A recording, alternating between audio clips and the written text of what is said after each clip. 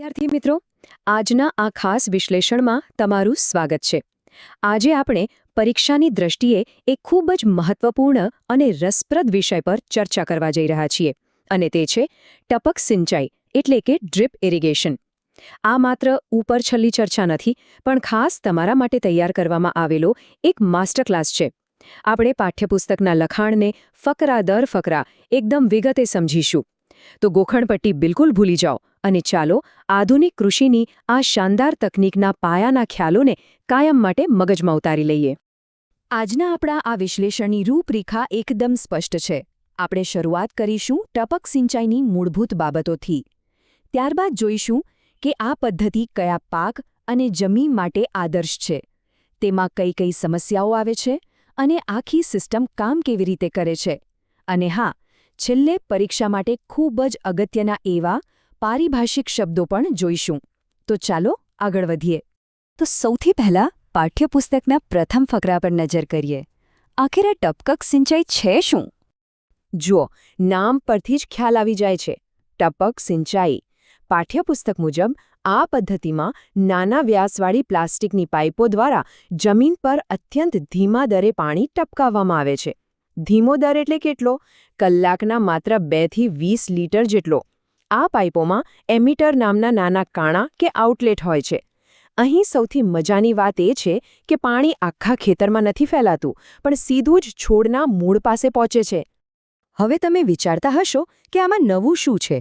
તો જુઓ, સામાન્ય રીતે સપાટી કે ફુવારા પદ્ધતિમાં આપણે આખી જમીનને ભીની કરીએ છીએ, જેમાં પુષ્કળ પાણી વેડફાઈ જાય છે. પણ ટપક સિંચાઈ પદ્ધતિમાં માત્ર તેટલો જ ભાગ ભીનો થાય છે જ્યાં છોડના મૂળ વિકસતા હોય.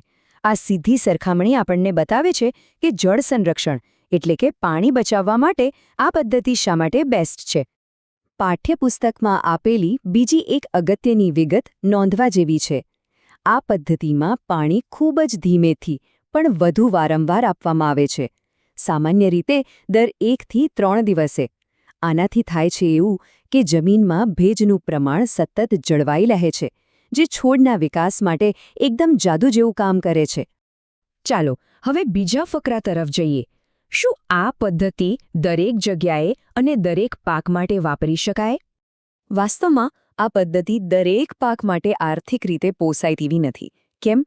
કારણ કે સિસ્ટમ લગાવવાનો પ્રારંભિક ખર્ચ, જેને આપણે કેપિટલ કોસ્ટ કહીએ છીએ, તે ઘણો ઊંચો હોય છે.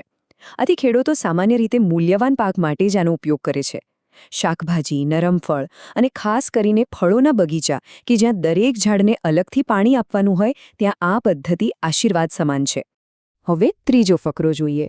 જમીનનો પ્રકાર અને ભૌગોલિક રચના આ સિસ્ટમ પર કેવી અસર કરે છે તે સમજવું ખૂબ જ જરૂરી છે.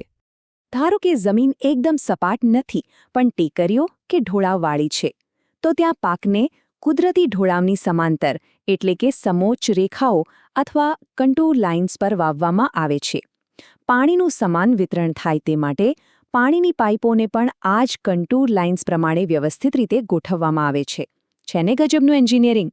જમીનના પ્રકાર વિશે પાઠ્યપુસ્તકમાં બહુ સરસ વાત લખી છે. વિચારો, જો જમીન ચીકણી હોય તો પાણી જલ્દી નીચે નથી ઉતરતું, એટલે ત્યાં પાણી ભરાઈ ન જાય તે માટે એકદમ ધીમા દરે પાણી આપવું પડે. પણ જો જમીન રેતાળ હોય તો રેતીમાં પાણી તરત જ નીચે જતું રહે છે. આથી રેતાળ જમીનમાં પાણી જમીનની અંદર આજુબાજુ પણ યોગ્ય રીતે ફેલાઈ શકે તે માટે પાણીનો પ્રવાહ થોડો ઝડપી રાખવો પડે છે. બધું સારું તો જોઈ લીધું, પણ ચોથો ફકરો એક વાસ્તવિક પડકાર વિશે વાત કરે છે. દુનિયાની કોઈ ટેકનોલોજી સમસ્યાઓથી મુક્ત તો નથી જ હોતી. તો ચાલો મગજ દોડાવો. આટલી સચોટ અને પરફેક્ટ લાગતી સિસ્ટમમાં સૌથી મોટી અને મુખ્ય સમસ્યા કઈ હોઈ શકે છે? વિચારો જરા. જો તમે બ્લોકેજ કે કચરો ભરાઈ જવું એવું વિચાર્યું હોય તો તમે એકદમ સાચા છો. આ સિસ્ટમનો સૌથી નબળો કડી છે એમિટરનો ભરાવો. આ એમિટરમાં પાણી પસાર થવાનો રસ્તો માત્ર 0.2 થી 2.0 મિલીમીટર જેટલો જ નાનો હોય છે, બિલકુલ વાળની જાડાઈ જેવો. એટલે જો પાણીમાં થોડો પણ કચરો કે કાપ હોય તો તે તરત જ બ્લોક થઈ જાય. તેથી જ આ સિસ્ટમમાં પાણીનું ફિલ્ટ્રેશન અત્યંત આવશ્યક છે. સમસ્યા સમજી લીધી. હવે આપણે પાઠ્યપુસ્તકના સૌથી રસપ્રદ ભાગ પર આવીએ. આખી યાંત્રિક સિસ્ટમ કામ કેવી રીતે કરે છે? પાણીની યાત્રા શરૂ થાય છે પંપથી, જે કૂવા કે કેનાલમાંથી પાણી ખેંચીને દબાણ ઊભું કરે છે. ત્યાંથી પાણી કંટ્રોલ હેડમાં જાય છે. પછી મોટી પાઇપો, જેને મેઇન લાઇન અને સબ મેઇન લાઇન કહેવાય, તેમાં વહે છે. ત્યાંથી તે ખેતરમાં પથરાયેલી પાતળી પાઇપો એટલે કે લેટરલમાં જાય છે અને છેલ્લે એમિટર દ્વારા સીધું છોડને મળી જાય છે. આખો રસ્તો એકદમ માળખાગત છે. આમાં કંટ્રોલ હેડનું કામ ખાલી પાણીનું દબાણ કંટ્રોલ કરવાનું નથી. તેનો એક બીજો જબરદસ્ત ફાયદો છે. આની સાથે આપણે ખાતરની ટાંકી પણ જોડી શકીએ છીએ. એટલે કે પાણીની સાથે સાથે ખાતર પણ ટીપે ટીપે છોડના મૂળ સુધી પહોંચી જાય. અલગથી ખાતર નાખવાની મજૂરી જ બચી ગઈ. આ ટપક પદ્ધતિનો એક મોટો પ્લસ પોઈન્ટ છે.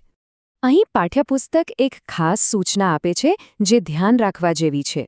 પીવીસી અથવા પોલિથીનમાંથી બનેલી જે મુખ્ય પાઇપો હોય છે તેને હંમેશા જમીનની અંદર દાટી દેવી જોઈએ.